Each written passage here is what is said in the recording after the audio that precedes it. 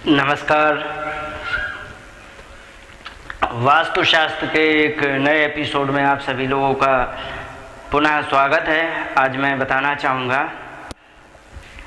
कि जो वायव्य कोना होता है, वायु का कोना, उसके बारे में आज मैं पूरी डिटेल दूंगा कि ये किस प्रकार से, इसका क्या लाभ है, क्या करने से लाभ होगा, क्या करने से हानि होगी, किस प्रकार से हानि होगी, किस प्रकार से लाभ होगा, इसका पूर्ण लाभ किन किन बातों के लिए, किन किन आवश्यकताओं के लिए किया जा सकता है, इसके कोना कटने से क्या हानि होगी, इन सभी विषयों को आज मैं लेते हुए अपने एपिसोड को मैं प्रारंभ कर रहा हूँ। तो आप सभी लोगों से निवेदन है कि चलो प्रारंभ करते हैं। तो जैसे कि एक मैं बताना चाहूँगा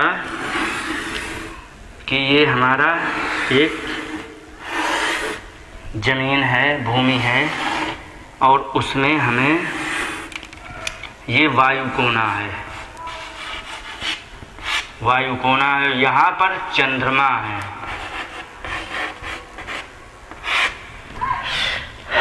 ये जो यहाँ पर हमारे चंद्रमा है, तो इसके बारे में मैं बताना चाहूँगा। ये जो चंद्रमा हमारे मन का कारक होता है, और जिस समय हम कुंडली बनाते हैं तो जब उसमें ये पूछा जाता है कि माता से हमारे इनका संबंध कैसा रहेगा, तो उसको क्या करते हैं कि तुरंत हम चंद्रमा का जो स्थान होता है, जो राशि होती है, वहाँ से उसको लग्न कुंडली वहीं से बना करके, जिस जगह पर चंद्रमा है उसी की लग्न कुंडली बना करके फिर उसका विवेचन करते, तो उससे माता के संबंध की जानकारी हो जाती है। अर्थात कहने का मतलब है, चंद्रमा जो होता है वो माता का भी प्रतीक होता है, हमारे मन का प्रतीक होता है, और सूर्य होते हैं वो पिता के प्रतीक होते हैं और कीर्ति के प्रतीक होते हैं। तो इससे इन बातों को ध्यान रखेंगे मोटा मोटा, एक तो मन से और दूसरी माता से। तो अब मैं बताना चाहूँगा कि चूँकि चंद्रमा हमारे मन के प्रतीक हैं, तो हिंदू धर्म में वैसे चंद्रमा की पूजा नहीं है, और अगर जो चंद्रमा की पूजा करें तो बहुत सारा लाभ होगा। मुस्लिम लोग ज़्यादा करते हैं, तो इससे चंद्रमा से हमारा मन का संबंध जुड़ा होता है। यदि चंद्रमा का कोना कट भी जाएगा तो वो सीधे हमारे मन पर असर डालेगा। तो अब मैं बताना चाहूँगा कि जो वायु क्षेत्र होता है वो चलता हुआ माने स्थिर नहीं होता है, क्योंकि वायु कभी भी रुकती नहीं है और वो हमेशा चलायमान रहती है, और चलायमान रहने पर ही उसकी महिमा है। वायु बंद हो जाए तो सबको समस्याएं होती है। पंखा यदि हम घर में चलाते हैं तो इसीलिए चलाते हैं, जो स्थिर वायु है उसको गतिमान किया जाए, तो ये गतिमान होती है वायु। तो इसलिए ये जो कोना होता है हमारे लिए हुनर का भी कोना होता है। इससे जितने भी है सब हुनर यहीं से निकलते हैं, क्योंकि मन का प्रतीक होता है, और ये मन का प्रतीक होने से ये मन को प्रबल कर देता है, और इससे कि हमारा हुनर इससे ज़्यादा खिल करके आते हैं। दूसरी बात ये है कि अगर जो किसी व्यक्ति को डिप्रेशन की समस्या हो, या बच्चा ज़्यादा डरपोक हो, या उसका पढ़ाई में मन ना लगता हो, तो उसको चाहिए है कि वो चंद्रमा का दर्शन कराते रहे। यदि बच्चा खिन्न ज़्यादा होने लग जाए तो चंद्रमा का दर्शन कराने से क्या होगा कि वो बच्चा प्रसन्न रहने लग जाएगा, क्योंकि मन का चंद्रमा से सीधा संपर्क है। और अगर जो चंद्रमा का दर्शन करेंगे तो उससे हमारा मन प्रसन्न रहेगा। तो यदि बच्चा डिप्रेशन की समस्या में हो गया हो तो उससे हम चंद्रमा का दर्शन कराना उससे प्रारंभ कर दे। तो कहने का मतलब जो चंद्रमा का संबंध है सीधे हमारे मन से है। और इस वायु क्षेत्र को या वायव्य क्षेत्र को हम मेहमान खंड कहते हैं। वो इसलिए कहते हैं क्योंकि यहाँ पर रहने वाला व्यक्ति रुक बहुत कम पाता है, चाहे घर में रहे चाहे कहीं भी रहे। यदि हम किराए पर कमरा देंगे तो इस जगह पर जो कमरा होगा वायु क्षेत्र में, तो उस वायु क्षेत्र के कमरे में साल में कम से कम 3-4 किराएदार बदल ही जाएंगे, अपने आप छोड़ के भाग जाते, क्योंकि ये कमरा कभी रुकने ही नहीं देता, ये हमेशा चलायमान रखता है। तो इसलिए ये मेहमान खंड भी कहा जाता है। और ये एक बात और है, अगर जो हमारे घर का वास्तु कई जगह से बिगड़ा हो, और घर का स्वामी यदि यहाँ पर सोता है, अगर जो यहाँ पर बेड लगा के घर का स्वामी सोने लग जाए और घर का और वास्तु बिगड़ा हो, थोड़ा जन्म कुंडली में भी यदि कोई थोड़े वो दोष हों और ये अच्छे कर्म ना करने वाला व्यक्ति हो, तो उसे जेल भी जाना पड़ सकता है ये, और इससे समस्या होती है। तो इसलिए ये जो होता है हमारे मन का कारक होता है। आगे जब हम इसके कोने कटे का वर्णन करूँगा तब इसके बारे में मैं विस्तार से बताऊँगा। अब मैं इसमें बताना चाहूँगा कि यदि हम रसोई देते हैं तो क्या होगा। तो हम क्या करें, यदि हम इसको यहाँ रसोई दे दें, जैसे ये ले लिया, ये ले लिया, ये ले लिया, ये ले लिया, तो इसमें एक ही बात का ध्यान रखेंगे कि इसमें रसोई हमेशा दक्षिण मुखी रहेगी, पश्चिम मुखी, क्षमा चाहूँगा, पश्चिम मुखी ही रसोई रहेगी। इसमें हम उत्तर मुखी रसोई नहीं बना सकते। जैसे कि हम अग्नि कोने में यहाँ पर हम बनाते हैं रसोई, तो वो पूर्व मुखी बनाते, तो यहाँ पर हम चूल्हा दे करके महिला को यहाँ खड़ी करके पूर्व मुखी कर देते हैं, यहाँ सिंक वगैरह दे देते हैं, तो यहाँ सिंक हो जाती। तो इसमें यहाँ पर हमें देना है पश्चिम मुखी, उस सिंक यहाँ देना है। तो इस प्रकार से हम इसमें रसोई बना दें। रसोई के बारे में कुछ लोगों का मत ये है कि रसोई कहते अरे तुमने वायु में रसोई दे दी, जबकि उससे कोई दोष नहीं लगता है।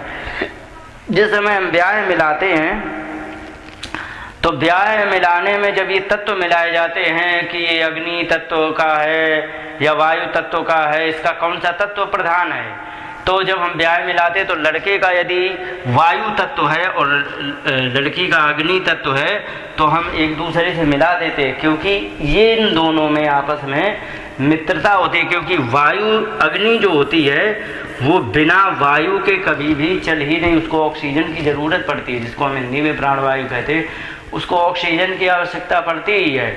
चूँकि ये अग्नि को हवा की आवश्यकता होती है और यहाँ पर हवा का क्षेत्र है, तो यहाँ से यदि हम यहाँ पर दे देंगे तो उसमें कुछ भी परेशानी नहीं होगी। बस इतना ध्यान रखना है कि उस रसोई को हमेशा पश्चिम मुखी बनाएंगे।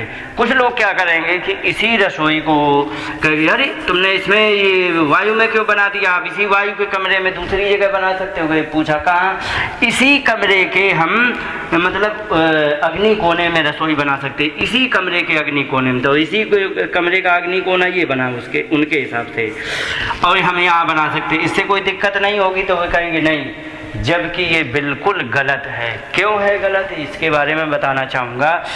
ये जो जब हम इस प्रकार से हम 3 भागों में ऐसे विभाजित करेंगे तो ये क्या है, और इसको ऐसे से कर देंगे और ये ऐसे से कर देंगे, तो इसमें जो ये बीच का हिस्सा निकला है, तो इसको मान लो यहाँ से ज़्यादा हो गया तो ऐसे करके ऐसे जो निकलेगा, तो ये जो ब्रह्म स्थान निकला है, तो ये जो ब्रह्म स्थान है, तो इस ब्रह्म स्थान में हमने रसोई यदि दे दी तो हमारे लिए सबसे बड़ी समस्या हो जाएगी।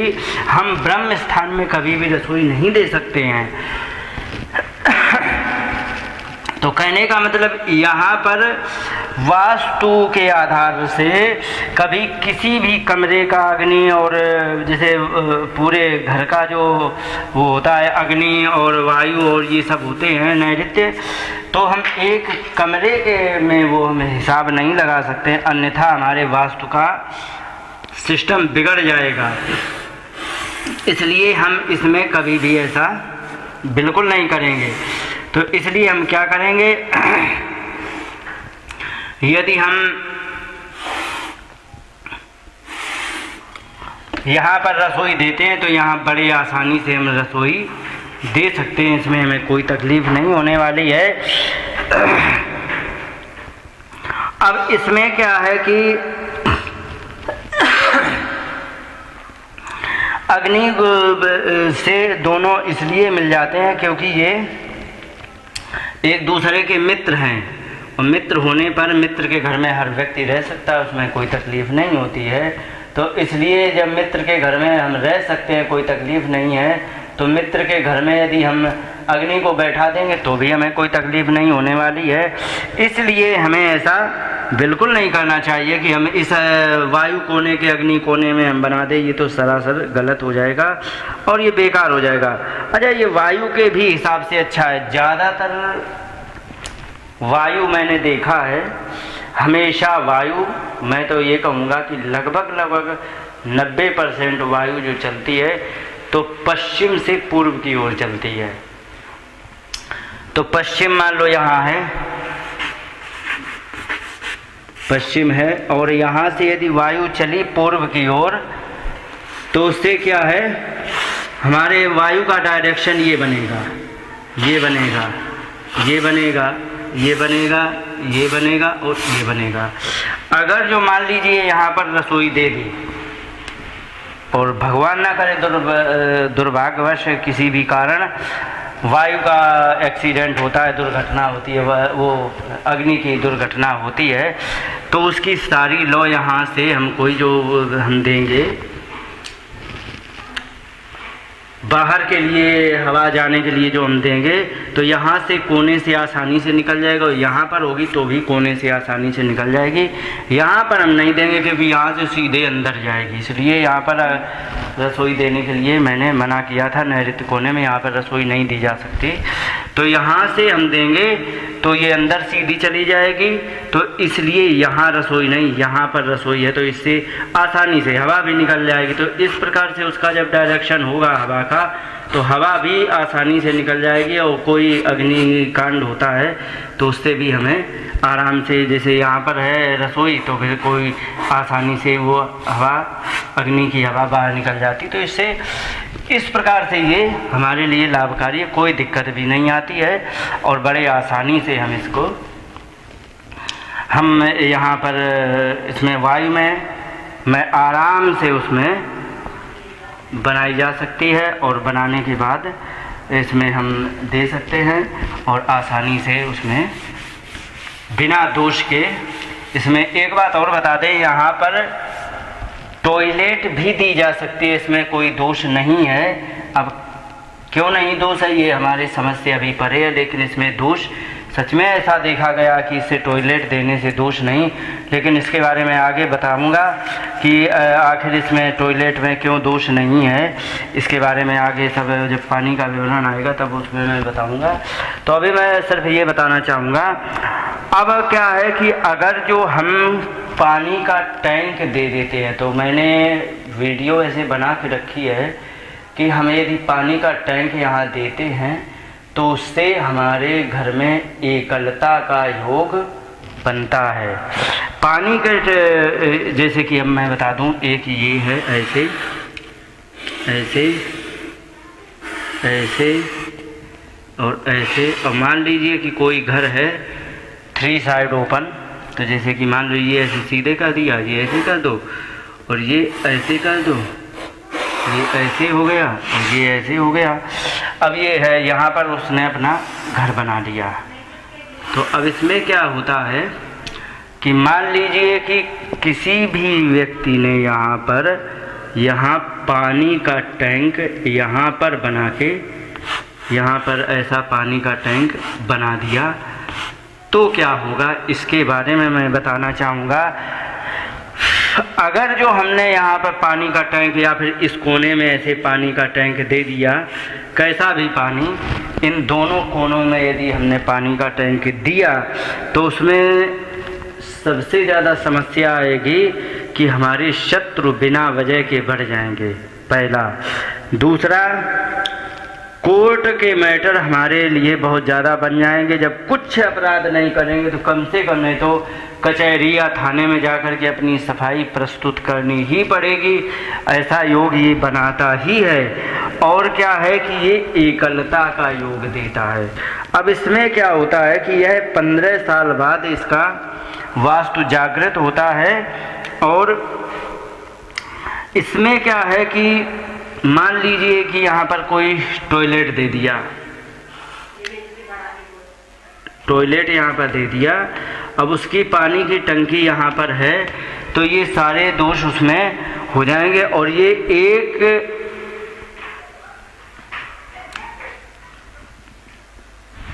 साल तक तो परेशानी देगा, इसके बाद ये एकलता का योग देगा।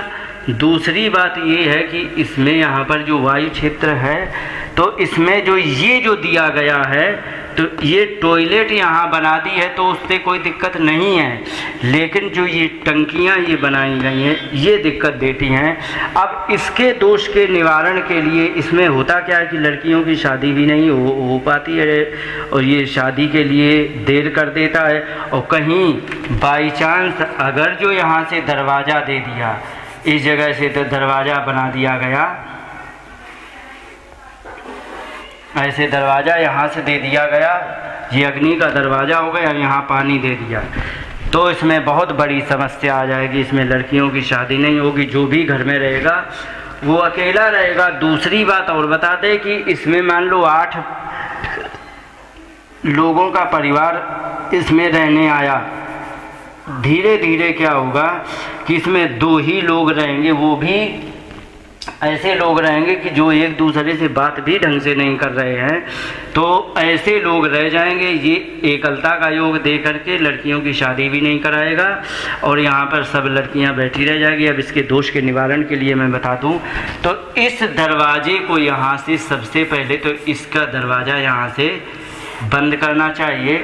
तो हम इसका दरवाज़ा यहाँ से दे सकते हैं, तो इसको ऐसे हम यहाँ से ऐसे और ऐसे हम दरवाज़ा यहाँ से दें। दूसरी जो ये पानी की टंकियाँ हैं, मान लो यहीं पर टॉयलेट है तो उसकी ऐसे यहाँ से निकाल करके और ऐसे लाके यहाँ पर हम पानी की टंकी हम आसानी से दे सकते हैं। तो इससे क्या है कि ये जो है एक तो यहाँ से रोग का दरवाज़ा ख़त्म हो गया, दूसरा यह एकलता का योग ख़त्म कर दिया और यहाँ से कीर्ति का जो सूर्य का दरवाज़ा है वो दे दिया। तो ये दोनों दोष यहीं से समाप्त हो जाते हैं और इसलिए इसमें कोई दिक्कत नहीं आती है। तो इसमें मान लो अब एक बात और बीच में बताना चाहूँगा, इस प्रकार से इसका दोष निवारण हो जाएगा। अब इसके बारे में और थोड़ा विस्तार करूँ। मान लो मैंने कहा लड़कियाँ ब्याह से रह जाती हैं। अब इसमें मैं एक बात और बताना चाहूँगा कि मान लीजिए कि उसके घर में लड़कियाँ है ही नहीं, लड़का है, तो क्या होगा तो उसके बारे में मैं बताना चाहूँगा। जैसे कि कोई ये है, अब साधारण बना करके और उसका उदाहरण देते हुए अब मैं आगे बात करूँगा। तो ये हो गया। अब इसमें क्या है कि मान लीजिए कि उस व्यक्ति के यहाँ पर उसने टंकी दे दी है और उसके घर में लड़का ही है, तो उसमें क्या है, लड़के का ब्याह होगा तो बहू आएगी, तो बहू जो आएगी तो वो कभी भी ससुराल में रुकेगी ही नहीं। और इसके बाद वो जब भी होगी वो एक ही बात कहेगी कि हमें सास के साथ नहीं रहना, हमें देवरानी जेठानी के साथ नहीं रहना है, हमें किसी के साथ नहीं, या फिर घर अलग लो या किराए पर रहो, पर यहाँ नहीं हम रह सकते हैं। इस प्रकार से वो ज़बरदस्ती दबाव बनाएगी और अगर जो उसकी नहीं सुनी जाएगी तो पता लगा कि वो कहीं गई, मतलब अपनी मायके चली गई और फिर उसने कह दिया कि अब वहाँ जाना ही नहीं है, तो कहो जा कर के फिर आपको कोर्ट कचहरी करना पड़े। तो कोर्ट कचहरी फिर भी उसने आपको बना दिया, तो यहाँ से कोर्ट कचहरी का भी वो योग बना करके और वो तुमसे फिर तुम चाह रहे हो कि हमें तलाक नहीं देना, वो कह रहे कि हमें तलाक चाहिए, तो कोर्ट में आपको फिर भी खड़ा होना पड़ेगा। तो इसलिए कहने का मतलब ये कोर्ट का भी मैटर देता है और तुम्हारी दुश्मनी बन जाएगी। क्यों दुश्मनी बन जाएगी? क्योंकि जिस ससुराल पक्ष से मित्रता बनानी चाहिए तो कोर्ट में खड़ा कर ला के खड़ा किया तो आपकी मित्रता तो रही नहीं, मित्रता तो ख़त्म हो गई, तो वहाँ पर मित्रता भी नहीं रहेगी और आपको बिना मतलब की शत्रुता मोल लेनी पड़ी कोर्ट में जा कर के। दूसरी बात वो यहाँ पर जो रहने आई थी, साथ देने आई थी, वो जा कर के अपने घर चली जाएगी। तो इस प्रकार से यहाँ पर इसका भी योग बनता है।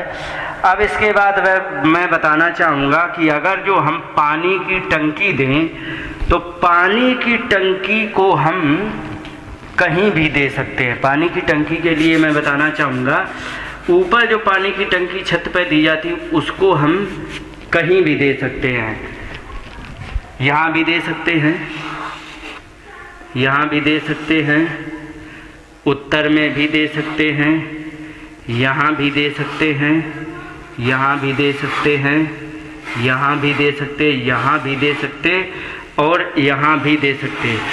बस शर्त ये है कि कहाँ पर टंकी हम नहीं दे सकते। एक तो इन सभी जगह में हम उस जगह नहीं दे सकते जिसके नीचे या रसोई घर और बेडरूम ये दोनों आ रहे हों, और उस जगह नहीं दे सकते जो ब्रह्म स्थान होता है। ब्रह्म स्थान हमारा यहाँ पर होता है। ब्रह्म स्थान ये हमारा सूखा ही होना चाहिए, इसमें कहीं भी पानी की टंकी का कोई भी स्थान नहीं चलेगा। यदि कर दिया यदि पानी की टंकी यहाँ दे दी तो जिस समय ये ब्रह्म स्थान का वर्णन आएगा तब मैं बताना चाहूँगा। फिर भी अंत में बता दूँ, ये मृत्यु का योग बनाता है। तो अब इसको छोड़ते हुए मैं बताना चाहूँगा, यहाँ हम पानी की टंकी दे सकते हैं, लेकिन शर्त ये है कि इसके नीचे रसोई नहीं होना चाहिए, बेडरूम नहीं होना चाहिए। तो अगर जो बेडरूम रसोई है तो चूँकि हम अग्नि जो होती है पानी से कमज़ोर होती है, उसके ऊपर तुमने पानी चढ़ा दिया, नीचे अग्नि है, तो वो एक वास्तु दोष है। इसके निवारण का मात्र एक जरिया ये है कि मान लीजिए आपकी मजबूरी है। अब जैसे बम्बई जैसे शहरों में तो बड़ी समस्या, छोटे छोटे जितने अन्य जगह पर कमरे होते हैं उतने में तो उनका पूरा सिस्टम होता है, तो छोटे छोटे होने के कारण उसमें क्या होता है कि उनके पास जगह का अभाव होता है, तो वो पानी की टंकी का वो रख दे और वो उसके रसोई में आ जाए और बेडरूम में आ जाए। तो उसके लिए एक उपाय ये है कि जितनी बड़ी पानी की टंकी है उतनी बड़ी तांबे के एक चद्दर जैसी, तांबे की चद्दर जैसी चद्दर ही लेकर के, जितनी बड़ी टंकी है तो उस टंकी को उठा के उसके नीचे चद्दर दबा दे और फिर इसके बाद नीचे यदि है तो आपका दोष निवारण इसलिए हो जाएगा क्योंकि पानी और अग्नि के बीच में तांबा आ गया। तांबा से क्या है कि इन दोनों के संयोग का मेल खत्म हो जाता है और ये दोष खत्म हो जाता है। तो इस प्रकार से हम इसका निवारण आसानी से कर सकते हैं। अब मैं ये बताना चाहूँगा कि अगर जो ये कोने कट जाएं तो क्या होगा, ये विषय मैं आज लेना चाहूँगा कि अगर जो हमारे ये कोने कट जाएं तब क्या तकलीफ़ होने वाली है।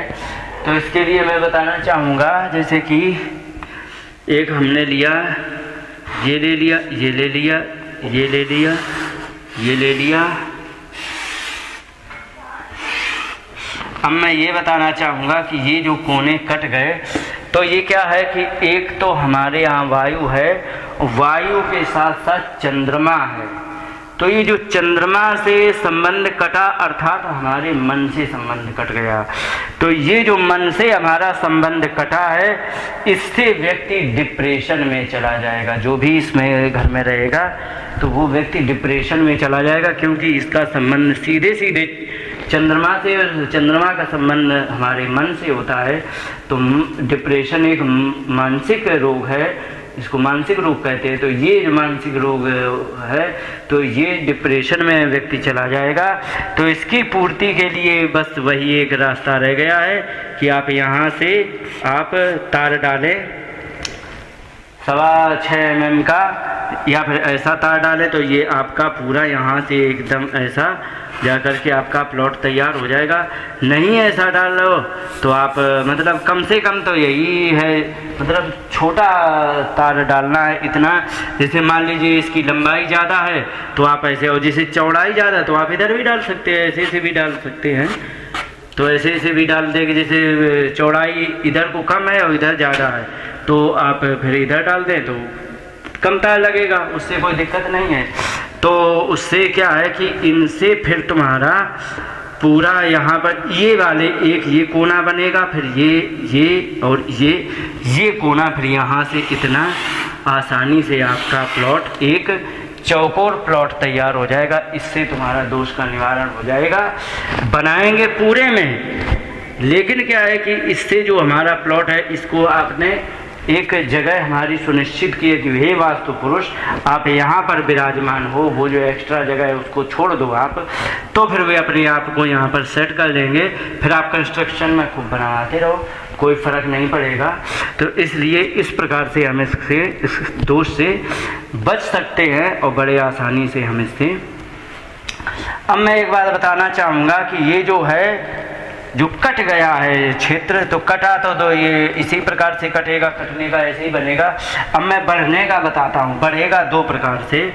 तो ये जो बढ़ेगा, तो मैं अब बढ़ने का बताता हूँ कि किस प्रकार से बढ़ेगा, उसका क्या प्रभाव होगा। तो मैं आपको बताना चाहूँगा, ये ऐसे करके, ऐसे और ये ऐसे और ये ऐसे और ऐसे, ये आपका बना है, बढ़ा है वायु और पश्चिम। वायु पश्चिम कोना बढ़ गया। अब इसका क्या फल होगा, इसके बारे में मैं बताना चाहूँगा। जो ये वायु पश्चिम बढ़ा है, तो इसमें क्या होगा कि व्यक्ति, चूँकि मन से संबंध एक्स्ट्रा हो गया, हमारे पास मन के लिए या चंद्रमा के लिए इतनी जगह थी, लेकिन ये एक्स्ट्रा हो गया। अब ये जो एक्स्ट्रा हो गया है, तो इसका मतलब है कि हमारे लिए चंद्रमा की जगह ज़्यादा हो गई, हमारे मन का विस्तार हो गया। अब मन का विस्तार हो गया है, क्योंकि बुद्धि का नहीं हुआ है, तो मन का विस्तार होता है, तो व्यक्ति इसमें ओवर कॉन्फिडेंस हो जाता है। ओवर कॉन्फिडेंस क्या है कि कोई काम करेगा, उसने कोई भी काम करने को चलेगा तो सोचेगा समझेगा कम और वो काम जल्दी कर देगा। तो इससे क्या है कि गलतियां होने की संभावना सबसे ज़्यादा ऐसे में हो जाती हैं। कभी कभी क्या होता है कि प्लॉट तुम्हारा इतना है, ठीक है, इस प्रकार से है प्लॉट। अब आपने क्या किया कि आपने डोर दे दिया, आपने मान लो ये, मैं बताऊं, ये ऐसे डोर दे दिया, ठीक है। अब क्या हुआ कि यहाँ से तुम्हारा डोर तो हो गया, लेकिन तुमने ऊपर टीन या फिर कुछ भी डाल करके ऐसे छप्पर जैसा लगा लिया ताकि हम यहाँ पे खड़े हो जाएं, ठीक है, खड़े हो जाएं, कार खड़ी कर लें, साइकिल खड़ी कर लें, कुछ भी। तो चूंकि ये तुम्हारे घर से एकदम जुड़ा हुआ है, तो ये आपको वास्तु दोष, इसके बारे में मैं कई बार कह चुका हूँ, कोई बात नहीं, जितनी बार बात होगी आवश्यक मैं दोहराता ही रहूँगा। कोई ये नहीं सोचे कि ये बात बार बार कही जा रही, बार बार कही जा रही, उसकी आवश्यकता है इसलिए।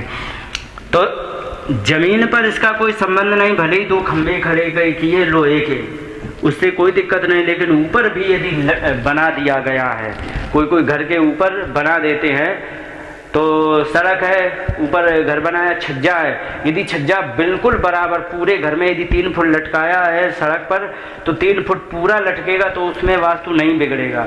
पता लगा कि तुमने छज्जा एक जगह 3 फुट लटकाया और एक जगह 6 फुट लटका दिया, तो आपका वास्तु बिगड़ जाएगा। तो ये जो लटक गया है, तो ये भी ओवर कॉन्फिडेंस देने का योग बनाएगा और आप गलती करेंगे, और गलती करने के बाद आपको नुकसान झेलना पड़ेगा ही, इसमें कोई विकल्प नहीं। इसका उपाय क्या है? उसका उपाय सिर्फ ये है कि यहाँ से यहाँ आप अगर जो छप्पर टीन टप्पर कुछ डाल रहे हैं, तो यहाँ से यहाँ तक आप तांबे के तार से उसके सीमा रेखा तय करेंगे। सीमा रेखा तय करने के बाद फिर इसके बाद आप अपना काम यहाँ से आगे बढ़ाएंगे। अब ये रहा, मैंने बताया आपको पश्चिम की तरफ बढ़ा हुआ। अब मैं बताना चाहूँगा, या फिर वो पश्चिम की तरफ ऐसे भी बढ़ाया जा सकता है, वो छोड़ो, जाने दो। अब मैं बताना चाहूँगा कि तुमने यदि ऐसे करके और ऐसे ऐसे ये बढ़ा लिया, ये ऐसे बढ़ा लिया, तो इससे क्या होने वाला है इसके बारे में मैं बताना चाहूँगा। अगर जो तुमने ये बढ़ाया, तो इसमें क्या होता है कि स्त्री जो होगी तुम्हारे घर में, वो ओवर कॉन्फिडेंस हो करके और वो सबसे ज़्यादा गलतियां करेगी। तो ये जो होता है, इससे स्त्री अधिक ओवर कॉन्फिडेंस होती है, जिसको हम कह दें कि वायु और उत्तर की तरफ बढ़ा हुआ में स्त्री ओवर कॉन्फिडेंस होगी, और वायु और क्या कहते हैं पश्चिम कोना बढ़ने पर पुरुष अधिक ओवर कॉन्फिडेंस होगा। तो इसमें जो भी ओवर कॉन्फिडेंस होगा वो गलतियां जरूर करेगा, क्योंकि मन से संबंध बढ़ जाता है, इसलिए वो गलतियां करेगा, और गलतियां करके वो फिर अपकीर्ति भी प्राप्त कर सकता है, क्योंकि गलती हुई, क्योंकि गलती का एक सीधा सिद्धांत ये होता है कि गलती हम करें, नुकसान मैं अपना करूं, लेकिन खिल्ली पड़ोसी जरूर उड़ाएंगे, उसमें कोई रोक नहीं सकता है। तो इसलिए उसमें गलतियां होने से, और मैंने ये भी बताया था आपको, जो ये कोना कट गया था ऐसे करके, तो इससे क्या है, माँ से भी संबंध कट जाता है, तो इससे माँ से भी संबंध बिगड़ने की आशंका होती है। बाकी ये होता है। तो इस प्रकार से मैंने आज आपको वायव्य कोने के बारे में मैंने आप सभी को जानकारी दी।